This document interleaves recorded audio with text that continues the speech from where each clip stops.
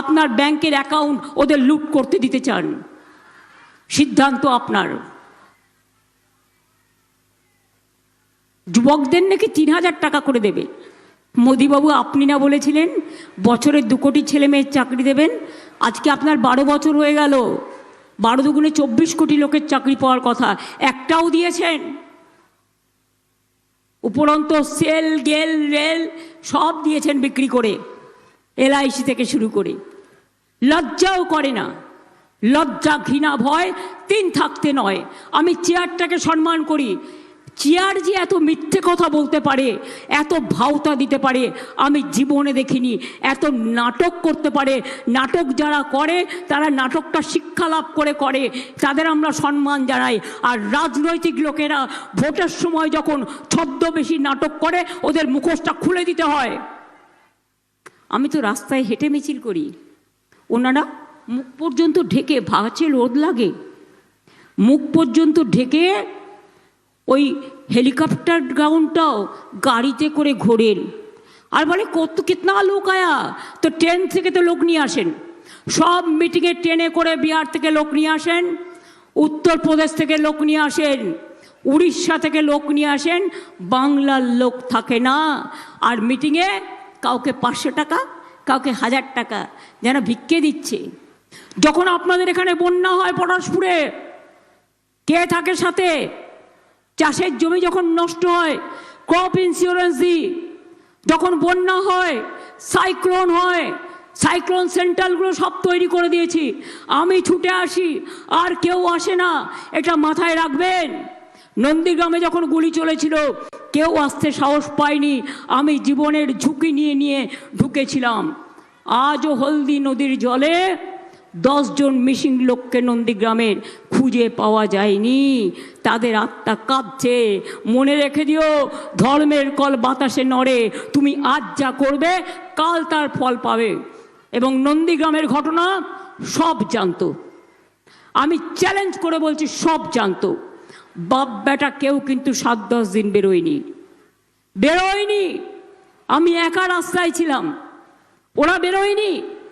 আমার যখন কোলাঘাটে petrol bomb মারছিল ওরা বেরোয়নি। আমি যখন নন্দীগ্রামে গিয়েছিলাম গুলি চালিয়েছিল ওরা বেরোয়নি।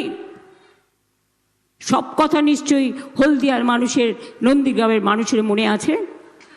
আমরা যখন বিরোধী দলে ছিলাম, হলদিয়াতে আমি একটা মিটিং করছিলাম, আমাকে মাইক্রোফোন কলকাতা থেকে নিয়ে আসতে হয়েছিল। এখানে মাইক্রোফোনের পারমিশন পর্যন্ত দেয়নি। সেসব দিনগুলো আমি ভুলে যাব? তাই বলি আগামী দিন দরকার আপনার ভাষায় কেউ কথা বললে বিজেপি রাজ্যে গিয়ে মারছে, প্রতিবাদ করবেন না? আমার পাশের রাজ্য উড়িষ্যা, আমরা জগন্নাথ দেবকে শ্রদ্ধা করি, উড়িষ্যায় মারছে, আর তারা এসে বলছে ভোট দিন। বিজেপি রাজ্যে, রাজস্থানে বাংলা ভাষায় কথা বললে মারছে, উত্তরপ্রদেশে মারছে, মধ্যপ্রদেশে মারছে, আসামে মারছে, আর এখানে বাংলা এসে বলছে সোনার বাংলা করব। আমি বলি সাজিয়ে গুজিয়ে 10 টাকা পকেট থেকে বেরিয়ে ঝালমুড়ি খেয়েছো, মাছ ভাত খাবে নাকি একদিন? আমি রান্না করে দেবো, কথা দিচ্ছি। বাঙালিদের জন্য মাছ খাওয়া বন্ধ, মাংস খাওয়া বন্ধ, ডিম খাওয়া বন্ধ।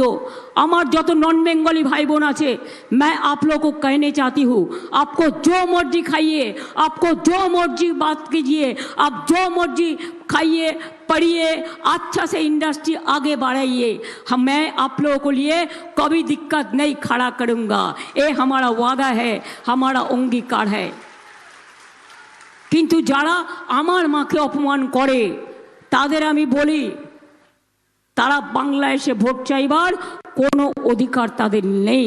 বলছে মাছ মাংস ডিম সব বন্ধ, বাংলার মানুষ যেখানেই থাকে। আপনারা কি জানেন, পরিযায়ী শ্রমিক যারা আসতে চাইছে, গীতা পাঠে, গীতা নিয়ে শপথ করে বলছে বলো বিজেপিকে ভোট দেবো, তবে ট্রেনের টিকিট দেবো। যেন ট্রেনটা পৈতৃক সম্পত্তি, জনগণের নয়। মুসলিমরা আসতে চাইলে বলছে কোরআন ছয়ের শপথ করো। আরে যাদের শপথ করেছে তারা আরেকবার এসে নাক কান মুলে শপথ করে ভোট দিয়ে যাবে তৃণমূলকে, এটা মাথায় রাখবেন। ওরা বিপদে পড়লে আমরা থাকি, ওদের নিয়ে আসি আমরা ডেড বডিগুলো, একটা পয়সা সাহায্যও দেয় না। যুবসাথী যাদের দিয়েছি, মনে রাখবেন ১,৫০০ টাকা করে আপনারা পাবেন যতদিন চাকরি না হবে। আর যারা এখনও অ্যাপ্লাই করেননি তারাও অ্যাপ্লাই করলে পাবেন, এবং আপনাদের চাকরির সন্ধান আমরা দেব। বাংলায় ২ কোটি লোককে চাকরি আমরা দিয়েছি। আমরা 40% বেকার আমরা কমিয়েছি, আর ভারতবর্ষে 40% বেকার বেড়েছে।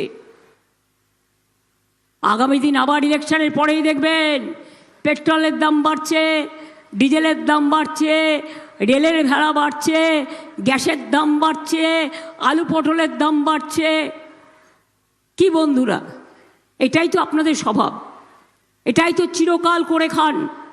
তাই বলি, মনে রাখবেন, তৃণমূল কংগ্রেসের সরকার থাকলেই আপনার কন্যাশ্রী চলবে, আপনার লক্ষ্মীর ভাণ্ডার চলবে, আপনার বিনা পয়সায় রেশন চলবে, আপনার স্বাস্থ্য সাথী চলবে, আপনার যুব সাথী চলবে, আপনার চাকরি হবে, আপনার কর্মসংস্থান হবে, আপনার পরিবার ভালো থাকবে, আপনার ছেলেমেয়েরা পড়াশুনোয় এগিয়ে যাবে। বিজেপির হাতে বাংলাটাকে বিক্রি করার জন্য কেউ একটি ভোটও বিজেপিকে দেবেন না।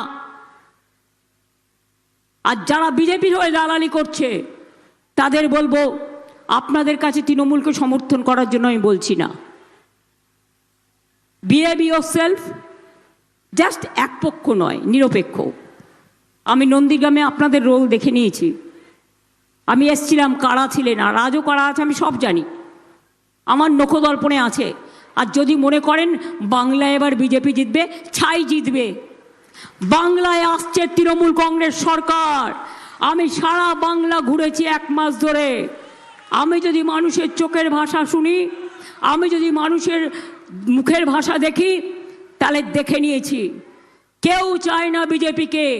বিজেপিকে পরশুদিন 3 দিন আগে হেরেছে লোকসভায়, মোদিবাবুর পতন শুরু হয়ে গেছে। বাংলাকে করেছে ওরা টার্গেট। এই 26 বিজেপিকে বেঁধে দেবো দিল্লির থেকেও। মনে রাখবেন, সবাই জোট বেঁধে তৈরি হয়ে, ওদের আমরা থাকতে দেব না। ওরা ইনকাম ট্যাক্স করে, ইন্ডাস্ট্রি করতে দেয় না। ওরা প্রত্যেকের বাড়িতে বাড়িতে গিয়ে এনআইএ করে, ওরা প্রত্যেকের বাড়িতে বাড়িতে গিয়ে সিবিআই করে। জমিদারি হচ্ছে নাকি? আবার মিলিটারিদের নিয়েও মিটিং করেছে, যেন মনে হচ্ছে যুদ্ধজাহাজ নিয়ে আসছে, যুদ্ধ করতে আসছে। পহেলগাঁও সামলাতে পারো না, লজ্জা করে না? দিল্লি সামলাতে পারো না, লজ্জা করে না? কাশ্মীর সামলাতে পারো না, লজ্জা করে না? বাংলায় এসছো, বাংলা নাকি তোমরা দখল করবে। বাংলা দখল করার জন্য তোমরা হয়ে গেছো হ্যাংলা। তাই বলি, যতই করো হামলা। আগেরবার দুয়ারে সরকার করেছিলাম, এবার দুয়ারে স্বাস্থ্য করব। ব্লকে ব্লকে ডাক্তার আসবে, নার্স আসবে, সিস্টার আসবে, প্যারামেডিক্যাল স্টাফ আসবে, আপনাদের শরীর দেখে দেবে, আপনাদের চিকিৎসা করে দেবে।